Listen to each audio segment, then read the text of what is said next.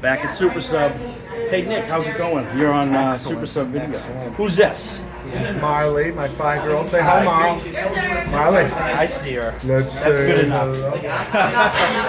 All right, back at it. The one trooper coach, Sean Dunleavy, following his son, correct? Absolutely. Yeah. Yep. So the son does tennis, but you do track. Yeah, he also ran track for me in cross country as well. Oh, nice. So Okay. I did get 2 seasons of it. Yeah. So spring's all set and done. States, everything. Actually, sometimes you have like New England's nationals. Anyone still going? Yeah, no, we are. In fact, we're going in about an hour. Wow. We have a relay going at nationals down in North Carolina.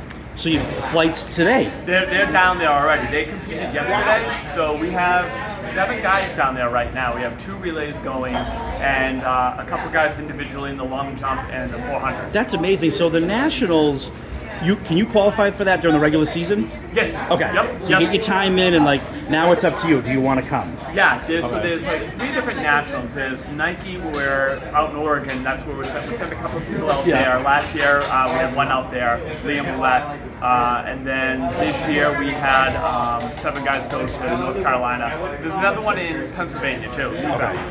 Wow. And these kids are all down there already, 7 of them, you said.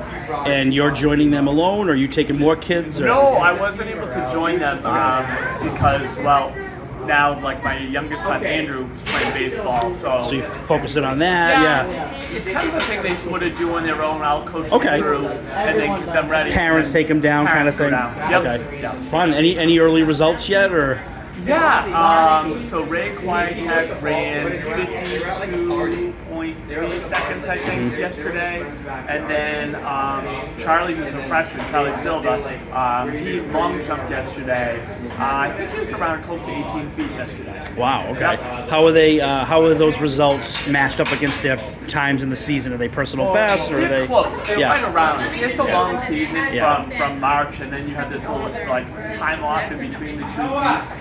So it's hard to kind of stay on top of it, but they did really well. Yeah. Like the long break in between. Yeah, it makes me think of like a whole duration of a season. Now, you're getting some spring track kids who might have done cross country, indoor, and outdoor. Yep. At what point do the legs just say, hey, I need a break? Yeah. Like, do times get, like in baseball, like you might say, you get better as the season goes on. It's cold in the beginning, then you heat up.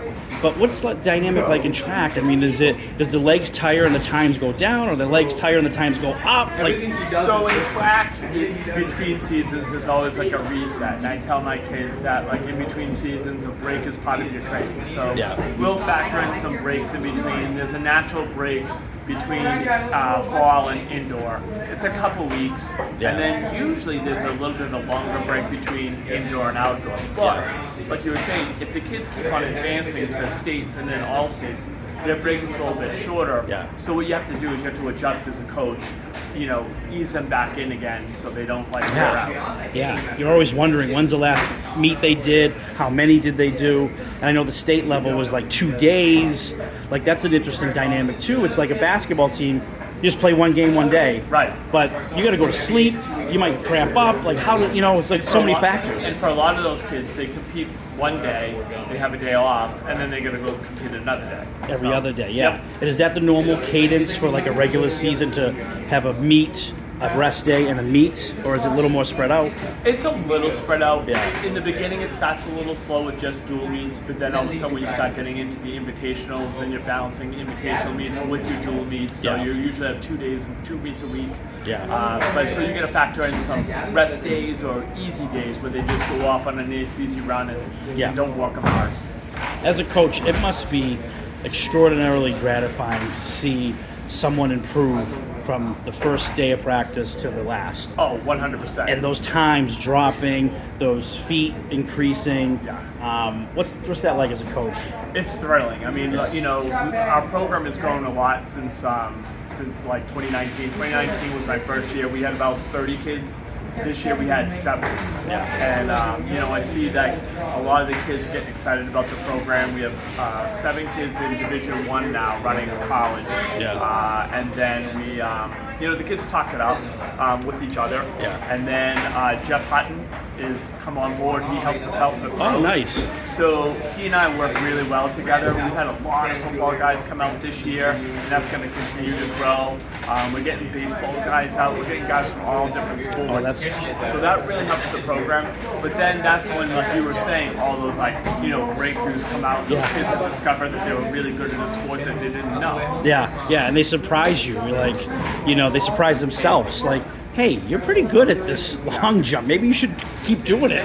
Well, that's the case with Harry and Charlie Silva. Like, you're pretty good at this. You're going to get noticed. And then they get. And then next thing you know, they're going to nationals. And I can imagine what the kids they fool around in practice, like, oh, I'm going to go long jump, and then you look at it and you're like, that wasn't that bad. That's exactly what happened with Charlie and Harry. They were just kind of over there goofing off around there, and next thing you know, they're popping some really good jumps, and like these guys got potential. So, but they work at it. That's the thing. Like you can't practice around. You can't cut corners. You got to put in the work to get the results.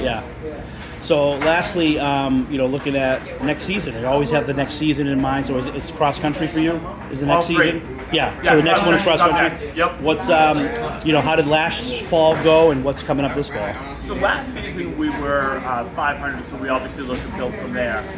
But we're in a really competitive. The Northeast Conference is really competitive in cross country. You got PVD in there.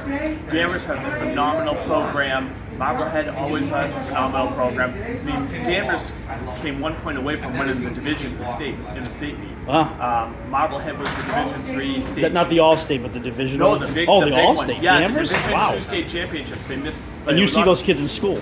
Yeah, I do. Right? So it's kind of fun. And then I work with Coach Bartlett too. Okay. So it's even more fun. So the competing coach and the Jeffrey, right? Bartlett, So it's gonna bring out the best in our whole conference. So obviously, winning the conference this year is always on the top of our agenda.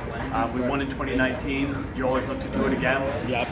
But then we're also eyeing making some noise at the division too. Yeah, cool. Sean Dunleavy, congratulations. Thanks for bringing the son along. Yeah, no problem. Was it easy to wake him up, or did he get up on his own? He had to work for Paul today, so okay. That's no problem. Oh, he works here. Yeah. Awesome. That's Super Sub on Cabot Street in Beverly. Here we are. All right. Well, thanks for joining us, Coach. Thanks, Don, very much.